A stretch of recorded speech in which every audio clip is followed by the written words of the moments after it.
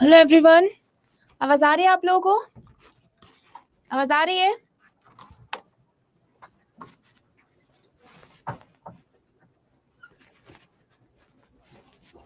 Hello everyone, आवाज आ रही है आप लोगों को? Good morning, good morning, good morning to all. I am sorry, मैं लेट हूँ 7 मिनट। मेरी गाड़ी बीच रास्ते में बंद हो गई। बहुत मुश्किल से आ पाया हम ऑफिस लिफ्ट ले लेके। तो अर्ली मॉर्निंग होता है ना, मेरा घर बहुत दूर है, हाईवे पड़ता है वहां पे। बताइए कैसे हैं आप सभी? आप सबकी तैयारी कैसी चल रही है? सब आ जाओ, जो चले गए उनको प्लीज वापस से बुला लो।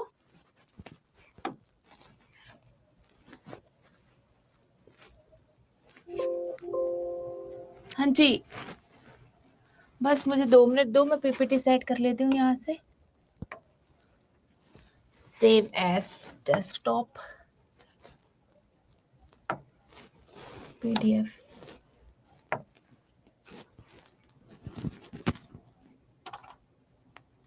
स्कूटी लेकर आ जाओ। स्कूटी नहीं चलाते सर जी, हम स्कूटी नहीं चलाते हैं।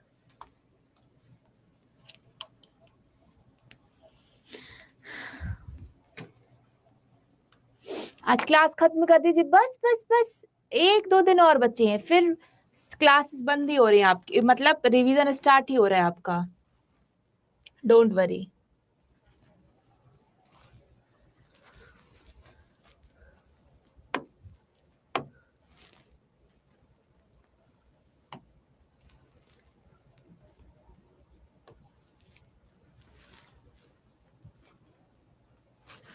बताइए, स्टार्ट करें? अच्छा, एक एमसीक्यूज करवाएंगे एमसीक्यू, सब कुछ कराएंगे। अभी ये हमारा आज लास्ट टॉपिक है, रस हम पढ़ने वाले हैं। मैं बहुत बेसिक पढ़ाऊंगी जो आपके एग्जाम पॉइंट ऑफ व्यू से इंपॉर्टेंट होगा, ठीक है? चलो तो ध्यान दो इस तरफ। सबसे पहले हम जानेंगे रस क्या होते हैं। अच्छा, अभी तक जो पढ़ा वहां से किसी का कोई डाउट तो नहीं है? अभी तक हमने जो पढ़ा वहां किसी का कोई डाउट तो नहीं है? ठीक है। हाँ जी मंजरी, अलंकार खत्म हो गया। जो आपका इंपॉर्टेंट अलंकार था वो सब बंद हो गया, ठीक है। मयंक राज, जब मैं आप लोगों को मॉक टेस्ट कराऊंगी ना, तब विराम चिन्ह पढ़ाऊंगी, डोंट वरी, ठीक है। और आप लोगों की ये जो प्रॉब्लम है कि आप जो पढ़े हो वो भूल गए हो, तो ये आपके अकेले की प्रॉब्लम नहीं है, ये सबके साथ होता है। डोंट वरी, मैं मॉक टेस्ट कराऊंगी, सारा रिवाइज होगा आपका, ठीक है। अलंकार में डाउट है तो मैं डाउट सेक्शन भी रख दूंगी, क्वेश्चंस कराऊंगी तब पूछ लेना। अब अभी कंसंट्रेट करो, हमारा सबसे इंपॉर्टेंट टॉपिक है रस, ठीक है। रस में जो इंपॉर्टेंट है वो होते हैं उसके स्थायी भाव, बस आपको वो याद रखने हैं, ठीक है। ध्यान से मेरी बात सुनो। रस क्या होता है? रस मतलब होता है आनंद। जैसे आप लोगों को मैंने पढ़ाया है कि संज्ञा मतलब नाम होता है। अच्छा एक बात बताओ, अलंकार मतलब क्या होता है? अलंकार का शाब्दिक अर्थ क्या होता है? बताइए। दुर्गा जी, जो इंपॉर्टेंट है वही पढ़ाऊंगी मैं, डोंट वरी। अलंकार मतलब क्या होता है? आभूषण, ठीक है, याद रखिए। संज्ञा का शाब्दिक अर्थ होता है नाम, समास का होता है संक्षिप्तीकरण, वैसे ही अलंकार का होता है आभूषण, और रस मतलब होता है आनंद। अब इसको ऐसे समझो, हम लोग मूवी देखने जाते हैं, ठीक है, मूवी सब देखते हैं, आप भी देखते हैं। तो मान लो मैंने कोई अक्षय कुमार की कॉमेडी फिल्म देख ली, ठीक है, मैंने मान लो भूल भुलैया देख ली। अब उस फिल्म को देखकर मेरे मन में हास्य के भाव जागृत हो रहे, मुझे हंसी आ रही है, ठीक है। इसको ऐसे समझो, किसी भी मूवी को देख के हमारे मन में जो इमोशंस आते हैं, ठीक है, हमारे मन में जो इमोशंस आते, मेरी बात ध्यान से सुनो, बाद में आपके जो भी डाउट होंगे वो क्लियर करेंगे प्लीज। और मुझे टाइम भी बता देना, आप कल से 8 से 10 के लिए तैयार हो तो मैं एक्स्ट्रा सेशन लगाऊंगी, ठीक है। तो जैसे दीप्ति ने कहा कि अंदाज अपना अपना उनकी फेवरेट फिल्म है, ठीक है, तो जब आप वो फिल्म देखते हैं तब आपके मन में हास्य के भाव जागृत होते हैं, ठीक है। और फिर जब आप देखते हो कभी खुशी कभी गम, तो आपके मन में दुख के भाव जागृत होते हैं कि वो जो राहुल है वो अपने फैमिली को छोड़ के चला गया क्योंकि उसके बाबूजी और उसका कोई मैटर हो जाता है। ठीक है, अब उसके बाद भूल भुलैया को ही ले लेते हैं। एक जगह आपको उसको देख के डर लगता है। तो इट्स ऑल अबाउट इमोशंस। आप कोई कविता पढ़ रहे हैं, उस कविता में जो भी भाव, जिस भाव पे बात हुई है, अब भाव तो बहुत सारे हैं, तो हम कुछ सिलेक्टेड भाव पढ़ेंगे, जैसे गुस्सा, प्रेम, आश्चर्य, घृणा। ठीक है, तो ध्यान से समझना, परिभाषा कहती है काव्य के पढ़ने, सुनने अथवा उसका अभिनय देखने में पाठक, श्रोता या दर्शक को जो आनंद मिलता है वही काव्य में रस कहलाता है। ठीक है, क्या लिखा है?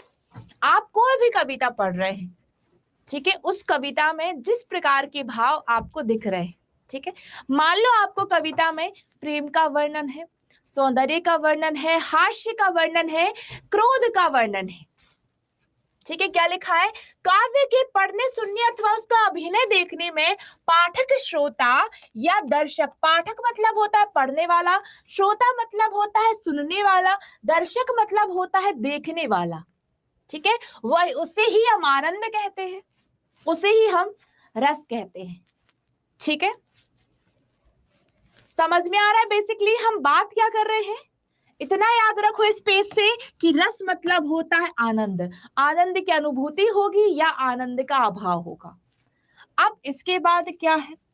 इसके बाद मैं आपको कुछ इंपॉर्टेंट चीजें यहाँ पर नोट करा रही हूँ, सब ध्यान देंगे कि रस कुल 11 प्रकार के होते हैं। ठीक है, रस कितने प्रकार के होते हैं? 11 प्रकार के। तो सर्वप्रथम भरत मुनि ने, ये कुछ बेसिक सी इंफॉर्मेशन है, ध्यान से सुनिएगा। भरत मुनि ने रस का उल्लेख किया, रस का उल्लेख। ठीक है, जैसे मैंने पढ़ाया था आप लोगों को कि अलंकार के बारे में ऋषि भामह ने सबसे पहले बताया था, वैसे ही भरत मुनि ने सबसे पहले रस का उल्लेख किया था। भरत मुनि ने रस के मुख्य रूप से 8 प्रकार बताए थे। ठीक है, उन्होंने अपने नाट्य शास्त्र में रस का उल्लेख किया था। ठीक है, उसके बाद भरत मुनि के अनुसार शांत रस को वो रस नहीं मानते थे। ध्यान से समझिएगा, क्वेश्चन बनता है कि सबसे पहले रस की परिभाषा किसने दी? ठीक है, तो सबसे पहले रस की परिभाषा दी आचार्य भरत मुनि ने, जो हिंदी के एक बहुत बड़े विद्वान पंडित थे। ठीक है, जो रचनाएं लिखते थे, कवि थे, लेखक थे। सबसे पहले उन्होंने अपने नाट्य शास्त्र में रस का वर्णन किया। कवि भरत मुनि के अनुसार रस कुल 8 प्रकार के होते थे। कवि शांत रस को रस नहीं मानते थे। ठीक है, ये है इंपॉर्टेंट चीज। अब इसके बाद क्या लिखा है? इसके बाद ध्यान से सुनना,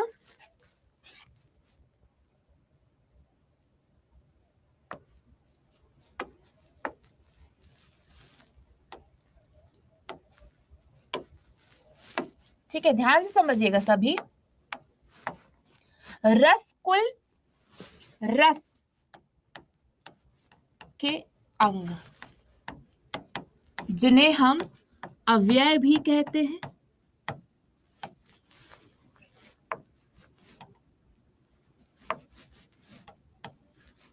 चार होते हैं। स्थायी भाव,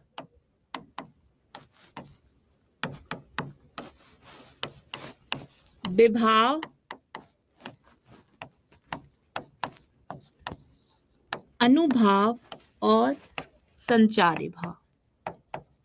अब आप लोगों में से जो भी विद्यार्थी इसको पहली बार पढ़ रहे हैं उनको ये थोड़ा सा कठिन लगेगा, बाकी है बहुत इजी सा। ठीक है, रस के कुल कितने अंग हैं? पहला क्वेश्चन यही बनता है, रस के अंग। तो रस के कुल 4 अंग हैं जिन्हें हम अवयव भी कहते हैं। ठीक है, स्थायी भाव, विभाव, अनुभाव और संचारी भाव। ठीक है, कमेंट करने में टाइम मत गवाओ, concentrate on your digital board. क्या लिखा है? रस के 4 अंग है। हर परीक्षा, मतलब कि बहुत सारी परीक्षाओं में पूछा गया है रस के अंग या अवयव कितने हैं, तो क्या बताओगे? 4 है। स्थायी भाव, विभाव, अनुभाव और संचारी भाव। ठीक है, अब हम एक एक करके जानेंगे स्थायी भाव क्या होता है, अनुभाव क्या होता है, विभाव क्या होता है। ध्यान से समझना, स्थायी भाव, ठीक है, स्थायी भाव मतलब ऐसे भाव, नाम से समझ जाओगे, जो हमारे रूप में स्थायी रहते हैं, मतलब हमेशा रहते हैं। हमारे मन में प्रेम भी है, दुख भी है, डर भी है, आश्चर्य भी है, घृणा भी है। तो ये सारे जो हैं ये हमारे मन में स्थायी रूप से रहते हैं, लेकिन कैसे रहते हैं? सोई हुई अवस्था में। ठीक है, अब मेरी बात ध्यान से सुनना, मेरे मन में डर का भाव है, ठीक है, मेरे मन में डर का भाव है, लेकिन अभी मैं व्यस्त हूं, तो डर का भाव जो है वो सो रहा है। ठीक है, लेकिन जैसे ही मैंने स्टूडियो में देख लिया कोई बड़ा सा चूहा, मैंने स्टूडियो में कोई बड़ा सा चूहा देख लिया और उसको देखकर मेरा जो डर का भाव था वो जाग गया, मेरा जो डर का भाव था वो जाग गया। ठीक है, तो जो जगाने वाला जो कारण है, जो चूहा है, वो क्या हो जाएगा? विभाव। यहां से देखिए, सबसे पहले स्थायी भाव वो भाव जो हमारे रूप में स्थायी रूप से रहते हैं, लेकिन सुप्त अवस्था में। देखो, मैं आप लोगों को यहां पर हिंदी साहित्य पढ़ा रही हूं, ठीक है, तो मुझे कुछ साहित्यिक शब्दों का ही प्रयोग करना पड़ेगा। तो सुप्त अवस्था से समझ जाना कि सोई हुई अवस्था। ठीक है, फिर विभाव क्या होते हैं?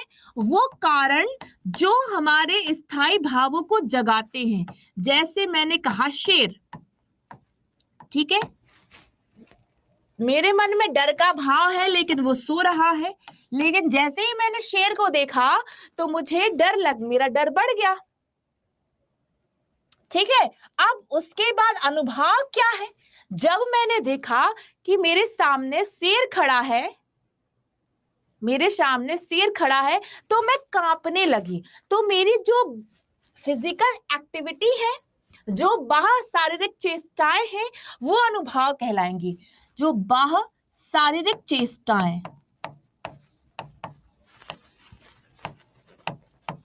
ठीक है, वो कहलाएंगी अनुभव।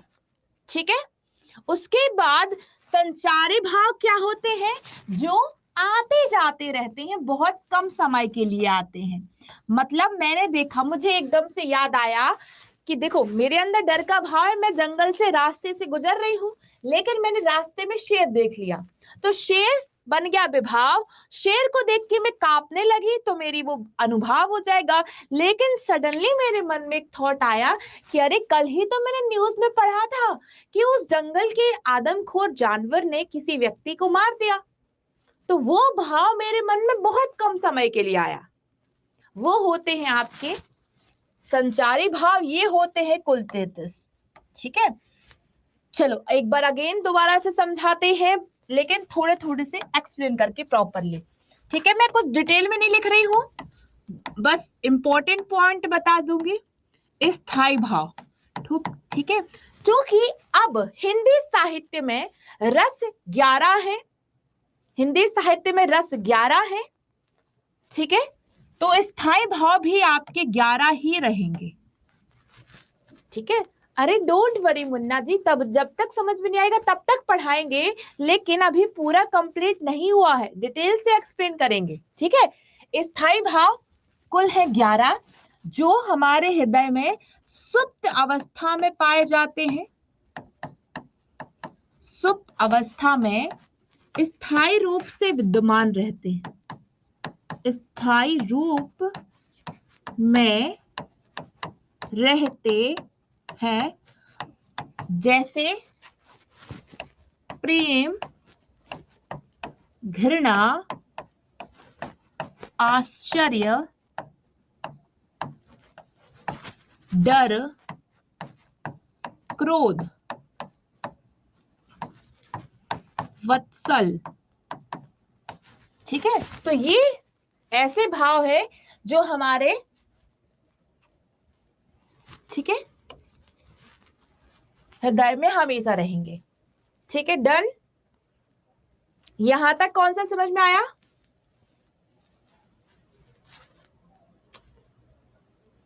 राहुल ठाकुर, रस के अंग है 4 और रस के प्रकार हैं 11। अभी हम रस के अंग पर बात कर रहे हैं। वत्सल मतलब होता है ममता, ठीक है, वत्सल होता है ममता, ठीक है। तो पहला है हमारा स्थायी भाव, बहुत सारे होते हैं जहां पे मैं केवल एग्जाम्पल से समझा रही हूं। डन। चलो अब इसके बाद हम बात करेंगे विभाव पर। विभाव मतलब कि वो कारण जो हमारे स्थायी भाव को जगाते हैं, ठीक है, वो कारण जो हमारे स्थायी भाव को जगाते हैं। इसके 2 भेद होते हैं, आलंबन और उद्दीपन, ठीक है। क्लियर? बेसिक से एक चीजें पढ़ा रहे हैं, डायरेक्ट प्रैक्टिस नहीं कराएंगे। रोशन थोड़ा सा मुझे डिटेल में पढ़ाने दो, ठीक है। चलिए,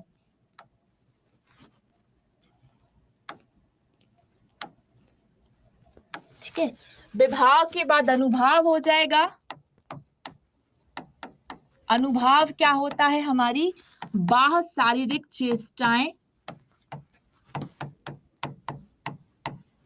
ठीक है, मतलब हमारी फिजिकल एक्टिविटी को हम अनुभाव कहेंगे, ठीक है। अनुभाव के 4 भेद होते हैं, लेकिन उतना डिटेल में नहीं जाना है। कायिक, मानसिक, सात्विक और आहार्य, ठीक है, कायिक, मानसिक, सात्विक और आहार्य, ये होते हैं। चलिए, बहुत इजी है। चलो इसको पीडीएफ में समझा दिया। स्थायी भाव, विभाव, अनुभाव, संचारी भाव, ये है रस के 4 अंग, ठीक है, ये है रस के 4 अंग, स्थायी भाव, विभाव, अनुभाव, संचारी भाव। बस इनके नाम याद कर लो, इनके नाम याद कर लो। अब यहां से होता है इंपॉर्टेंट शुरू। इंपॉर्टेंट शुरू होती है रस के प्रकार। तो पहला है श्रृंगार रस, हास्य रस, वीर, रौद्र, करुण,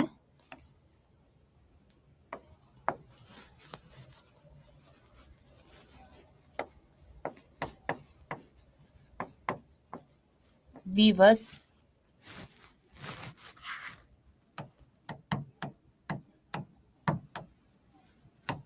अद्भुत, भयानक, शांत,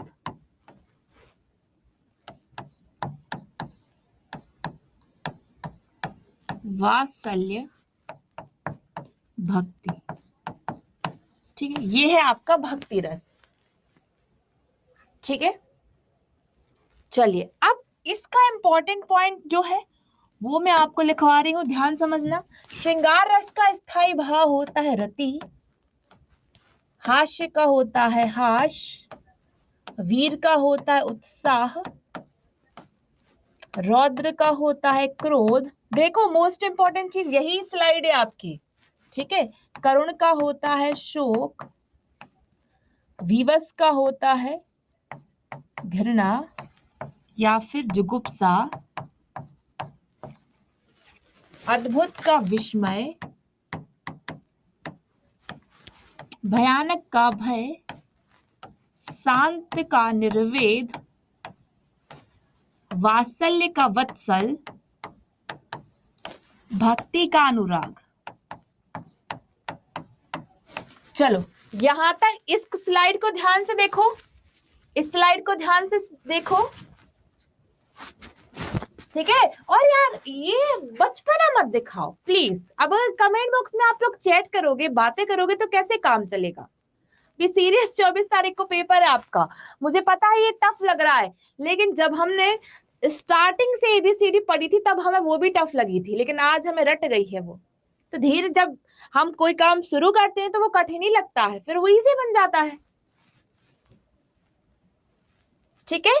ध्यान दीजिए, क्या लिखा है? श्रृंगार का स्थायी भाव है रति, हास्य का है हाश, वीर का उत्साह, रौद्र का क्रोध, करुण का शोक, विवस्य का घृणा जुगुप्सा, अद्भुत का विस्मय, भयानक का भय, शांत का निर्वेद, वात्सल्य का वत्सल, भक्ति का अनुराग।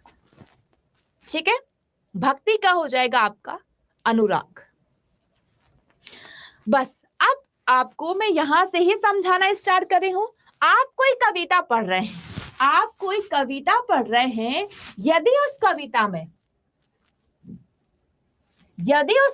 में प्रेम का वर्णन है, ठीक है, प्रेम का वर्णन है तो, और ब्यूटी मतलब प्राकृतिक सुंदरता का वर्णन है तो वो हो जाएगा श्रृंगार।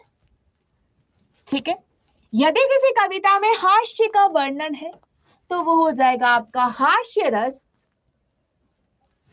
यदि किसी देखो अब मैं यहाँ पर एक कविता पढ़ रही हूं आपको, ठीक है, बुंदेल सिंहासन हिल उठे, सिंहासन हिल उठे, राजवंशों ने भ्रकुटी तानी थी, बूढ़े भारत में आई फिर से नई जवानी थी, बुंदेले हर बोलो के मुंह हमने सुनी कहानी थी, खूब लड़ी मर्दानी वो तो झांसी वाली रानी थी।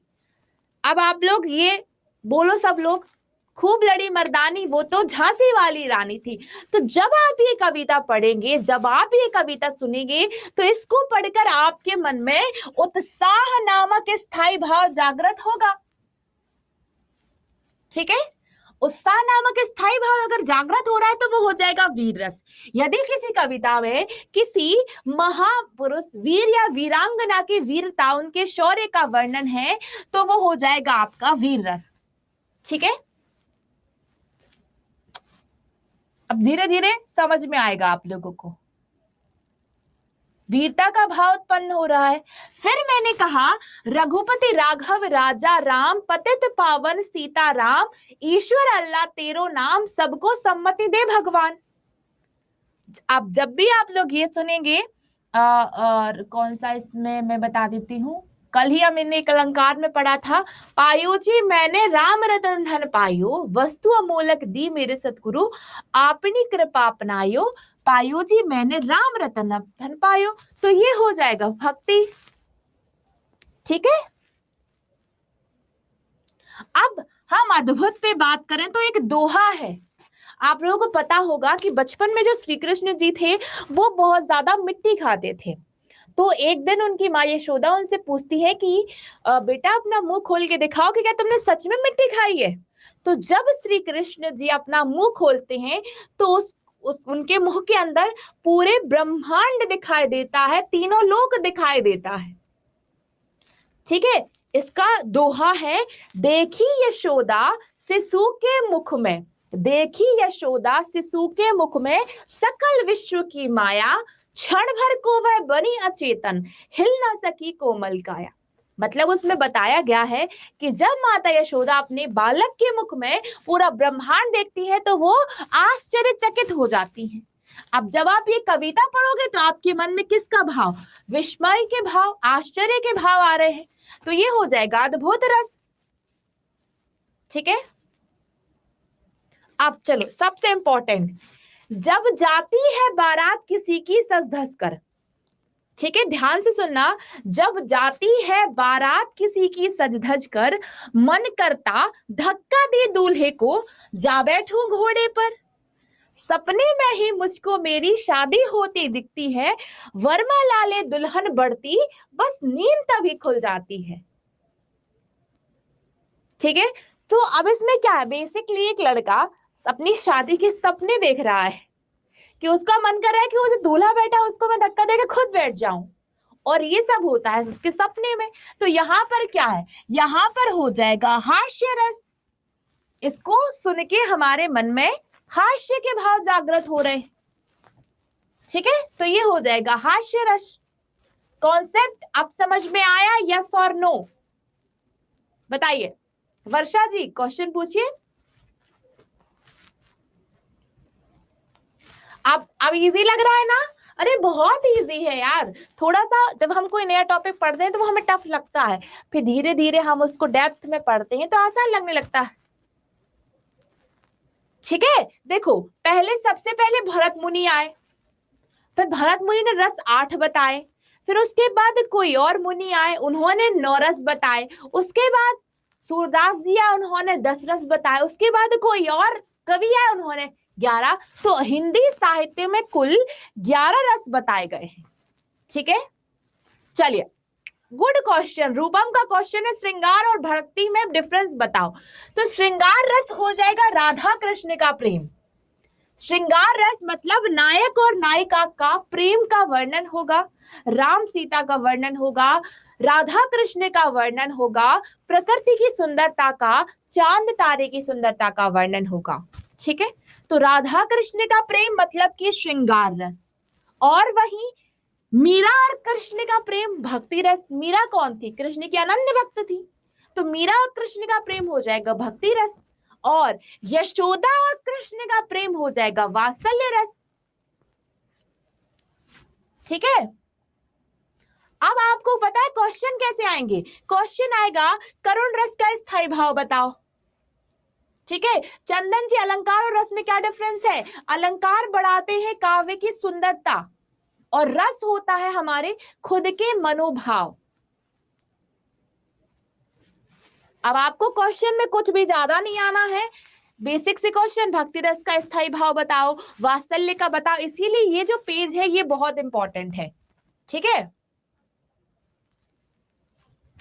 हाँ, जैसे पूनम ज्योति कह रही घृणा का एग्जाम्पल, सिर पर बैठो काग दोई आंखें निकालत, मतलब एक लाश डली हुई है और उस लाश को कुत्ते और शियार और कौए नोच नोच कर खा रहे, तो वहां पे क्या हो जाएगा? हमारे मन में घृणा के भाव होंगे, कोई लाश को कोई ऐसे खा रहा है तो हमारे मन में घृणा के भाव आ जाएंगे। ठीक है, अब यहाँ पे क्वेश्चन है इनका 10वीं और 11 में क्या अंतर है? तो जैफ 10वां है आपका वात्सल्य रस। वात्सल्य मतलब यदि किसी कविता में एक माता का अपने बच्चे के प्रति प्रेम बताया गया है, बच्चे की शरारतें, बच्चे की तोतली भाषा का वर्णन है। ठीक है, तो बेसिकली इसमें होता है बच्चों का वर्णन, शिशु अवस्था का वर्णन, बाल अवस्था का वर्णन, एक माँ की ममता का वर्णन, पिता के स्नेह का वर्णन। ठीक है, तो वो हो जाएगा वात्सल्य। इसको हम क्या कहेंगे? इसको हम क्या कहेंगे? ममत्व। ठीक है, अब भक्ति आपको पता है सूरदास जी कृष्ण के भक्त थे। ठीक है, राम जी तुलसीदास के भक्त थे। बस यही है, सबसे ज्यादा टफ होता है शांत रस। आपको क्या याद रखना है कि शांत रस का स्थायी भाव होता है निर्वेद।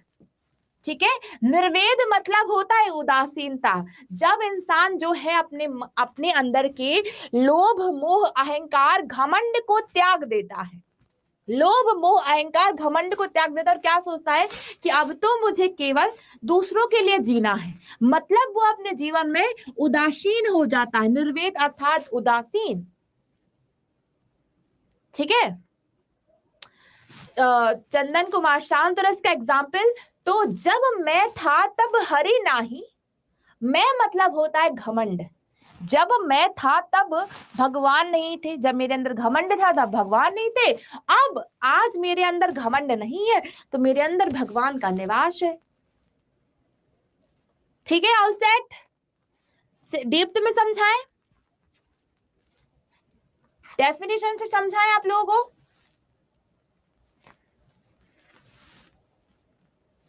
ठीक है, करुण रस का, अरे एक एक करके सारे एग्जाम्पल तो पूछ लिया, अभी पढ़ाने तो दो। चलिए, करुण रस का एग्जाम्पल होता है, देखी सुदामा की दीन दशा करुणा करके करुणा निधि रोए, पानी परात को हाथ छुओ नहीं, नैनन के जल से पग धोए। जब श्री कृष्ण के पास उनके मित्र सुदामा जाते हैं तो सुदामा की दीन दुखी अवस्था को देखकर श्री कृष्ण बहुत रोते हैं, इतना रोते हैं कि अपने उनके पैर अपने आंसुओं से धोते। अच्छा चलो, एक बात आप लोग का एक टेस्ट हो जाए।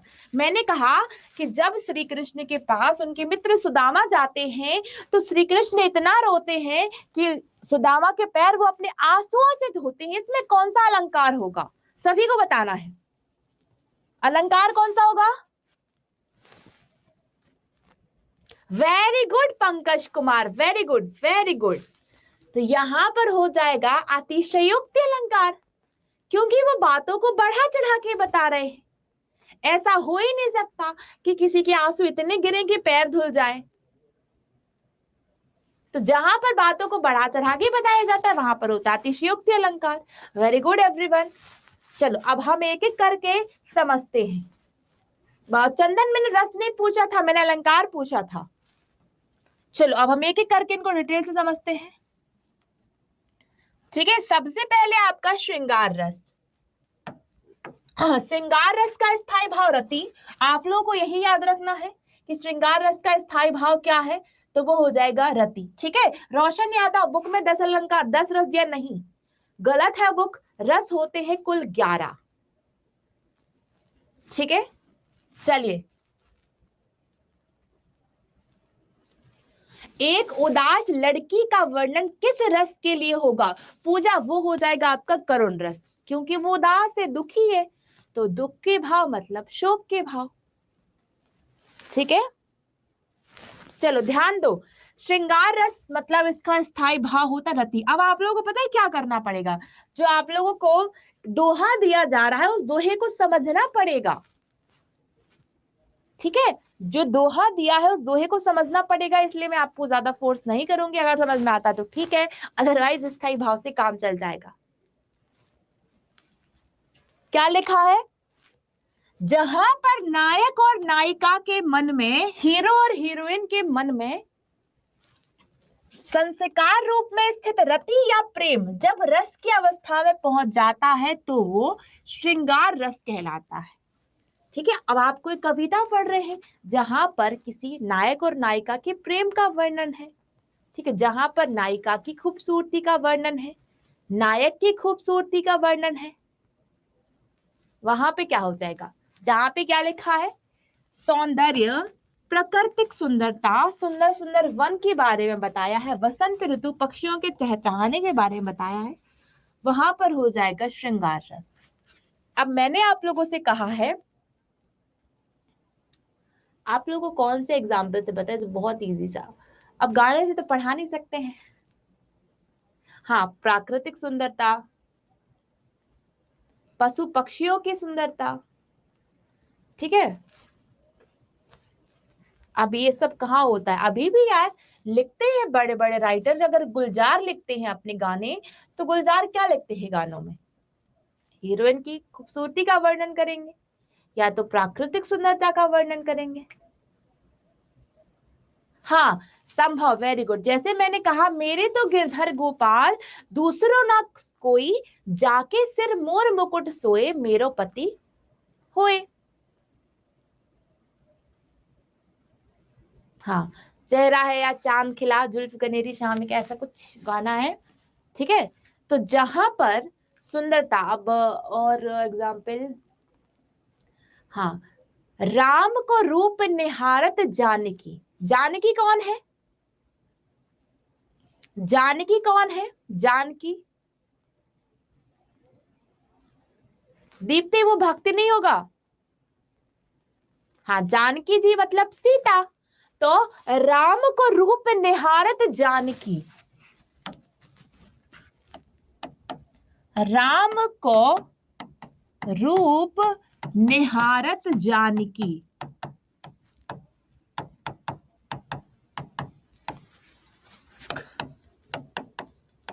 कंकण के नग की परछाई।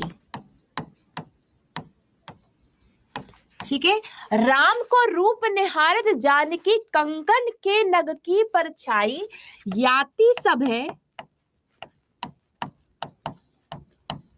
सुधी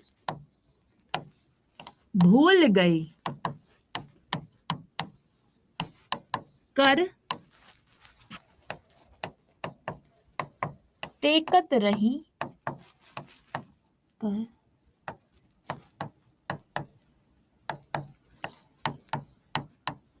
वैसे इतना टफ आपको नहीं आएगा, इसलिए मैं ज्यादा डिटेल में नहीं जाऊंगी। यहाँ पे लिखा है कि जब सीता का स्वयंवर होता है तो जब सीता जी राम के रूप सौंदर्य को देखती हैं, अपने कंगन के नग की परछाई में जब आप वो राम के रूप को देखती हैं तो वो एकटक उन्हें देखती रहती। ठीक है, तो यहाँ पर बताया गया है श्रृंगार रस। देखो आप कोई भी पढ़ रहे हो, कोई भी आप कविता पढ़ रहे हो, आपके एग्जाम में कोई कविता आएगी और आपसे पूछा जाएगा इस कविता में कौन सा रस है, तो आपको क्या करना है, उस कविता को पहले समझना है, जिसका वर्णन है वहां पर वो रस हो जाएगा। ये हो जाएगा आपका, ये हो जाएगा आपका श्रृंगार रस। अब देखो अगर नायक और नायिका का प्रेम है तो ब्रेकअप भी होगा।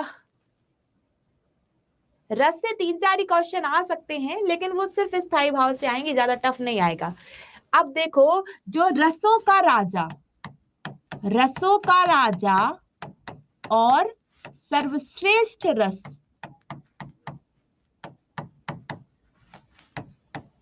वो कहलाता है आपका श्रृंगार रस। ठीक है, रसों का राजा और सर्वश्रेष्ठ राजा होता है श्रृंगार रस। अब श्रृंगार के दो भेद हैं, श्रृंगार के दो भेद हैं, संयोग और वियोग। ठीक है, तो समझ जाओगे जहां पर नायक और नायिका के प्रेम का वर्णन होगा संयोग श्रृंगार, जहां उनके ब्रेकअप वियोग का वर्णन होगा वियोग श्रृंगार। ठीक है, इसको ज्यादा डिटेल से नहीं जाना है। चलिए अब हम जानेंगे हास्य रस। क्या लिखा है, किसी वस्तु या व्यक्ति की घटनाओं और भावनाओं से संबंधित काव्य को पढ़ने से उत्पन्न रस हास्य रस कहते हैं। डेफिनेशन पे नहीं जाना, बस इतना याद रखो। रौद्र रस में आएगा ठुकरा के मेरा प्यार इम्तिहान, उसमें क्रोध की भावना है।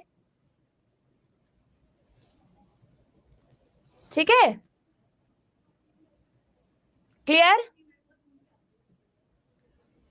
चलिए अब मैंने कहा बुरे समय को देखकर गंजे तू क्यों रोए, बुरे समय को देखकर गंजे तू क्यों रोए, किसी भी हालत में तेरा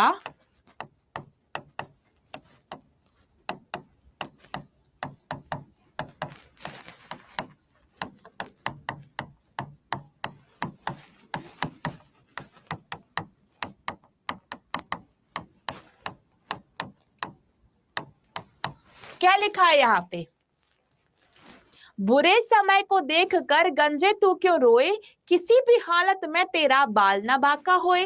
अब जब कहते हैं ना कि कोई तुम्हारा बाल बांका नहीं कर पाएगा, कोई तुम्हारा बुरा नहीं कर पाएगा, तो यहाँ पर उसको एक कवि ने ऐसे ही हास्य के रूप में लिख दिया कि जब तुम्हारे सिर पे बाल ही नहीं है तो बाल बांका कौन कर लेगा। ठीक है, बाल ही नहीं है तो क्या होगा, तो यहां पर क्या हो जाएगा, हास्य रस।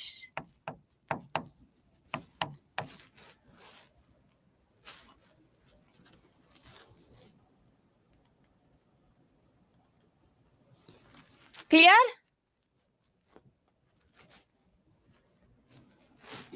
चलिए अब हास्य रस के बाद है करुण रस। करुण रस, इसमें किसी प्रकार की दुख से संबंधित अनुभूति या प्रेरित काव्य रचना को पढ़ने से करुण। इतना याद रखो करुण का स्थायी भाव होता है शोक। ठीक है, मैंने क्या पढ़ाया अभी अभी, हाँ हास्य मतलब मजाक होता है यार। ठीक है, मैंने क्या बताया, देखी सुधामा की दीन दशा करुणा करके करुणानिधि रोए, पानी परत को हाथ छुओ नहीं, नैनन के जल से पग धोए। ठीक है, तो अब इतना याद रखो, यदि आप कभी कुछ का भी गम देख रहे हैं तो वहां पे एक सीन में आपको बुरा लगता है, दुख होता है। अब तेरे नाम फिल्म देख लो, शायद आप लोगों ने किसी ने देखी हो, तो वो लास्ट में मर जाती है तब भी हमें दुख होता है। जब हम कोई फिल्म देख रहे हैं, किसी की बातें सुन रहे हैं या कोई कविता पढ़ रहे हैं, तो हमारे मन में उसको पढ़ के दुख के भाव यदि आ रहे हैं तो वहां पर हो जाएगा करुण रस। ठीक है, बिछड़ने में वियोग होगा, वियोग श्रृंगार रस, यहां पर होगा करुण रस। ठीक है, हाँ जैसे संभव, वेरी गुड। अभी तो मुकुट बंधा था माथ, अभी हुए हल्दी के हाथ। अब मैं आपको जो कल की क्लास होगी मैं उसमें सारे आपको प्रैक्टिस करने के लिए दे दूंगी और एग्जाम्पल्स दे दूंगी। ठीक है अविनाश, क्वेश्चन में कविता टफ नहीं आएगी। कितनी टफ नहीं आएगी, आप लोग उसको समझ नहीं पाओ, इजी आएगी। क्लियर? चलो अब आप लोगों को पीडीएफ बना देते हैं। अरे यार कल का तो बता दो क्या करना है।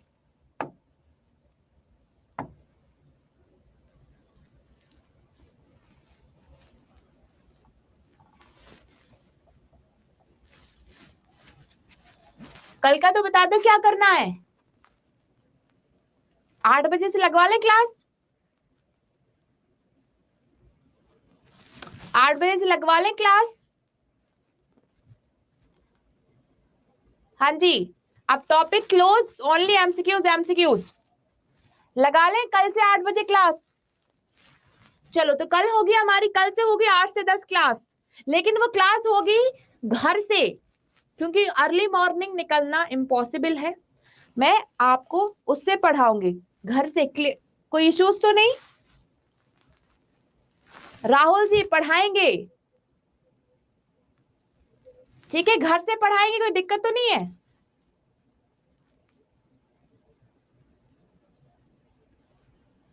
हाँ जैसे राम को राज्य मिलने वाला था, मिल गया, वनवास तो वहां दुख का भाव है।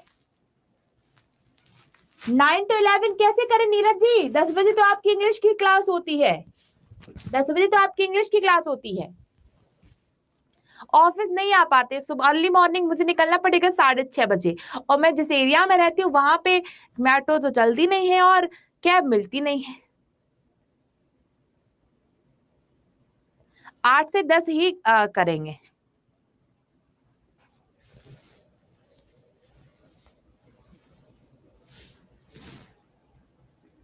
अच्छा कंप्यूटर क्लास रहता, चलो देखते हैं, करते हैं कुछ। आज हम अपने मैनेजर से बात करते हैं। आप लोग को यहाँ पर पहले मैं वो दे दूं पीडीएफ।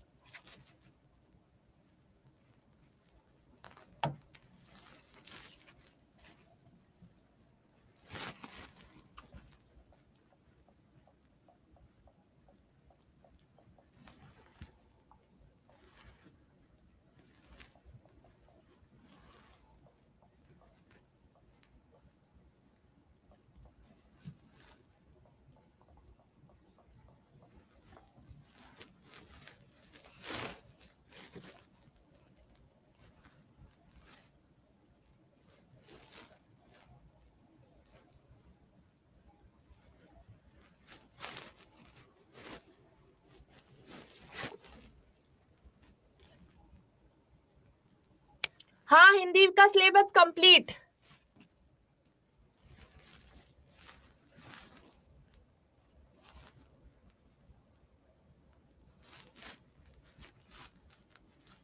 हिंदी का सिलेबस डन।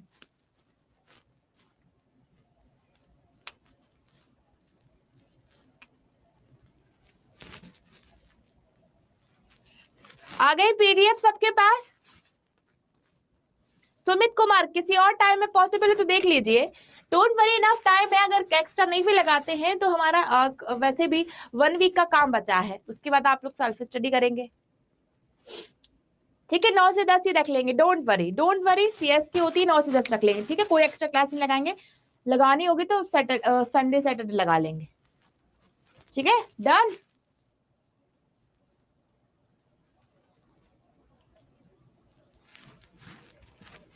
पीडीएफ आ गया सबके पास?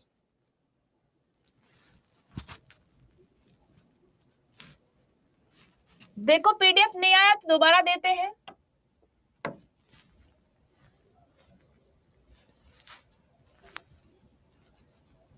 दोबारा दे दिया पीडीएफ, पीडीएफ को एक बार ध्यान से पढ़ना। राजीव जी वाच्य होगा, सब होगा, जो भी इंपॉर्टेंट है वो सब होगा। चलिए तो मिलेंगे अब हम हमारी कल की क्लास में, ठीक है।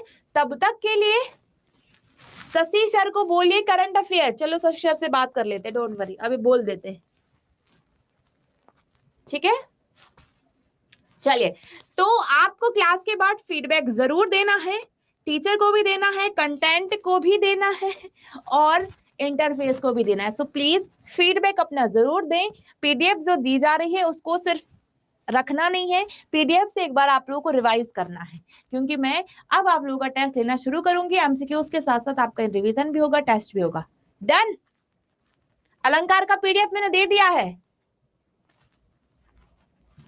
अच्छा 6 मंथ का करंट अफेयर्स बोलिए मैराथन में, ठीक है 6। अरे आप लोग यूट्यूब सेशन क्यों मिस कर देते हो?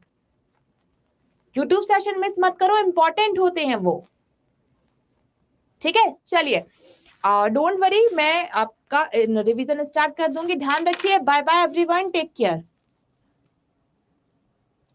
हाँ जी शशि सर से बात कर लेते हैं, डोंट वरी।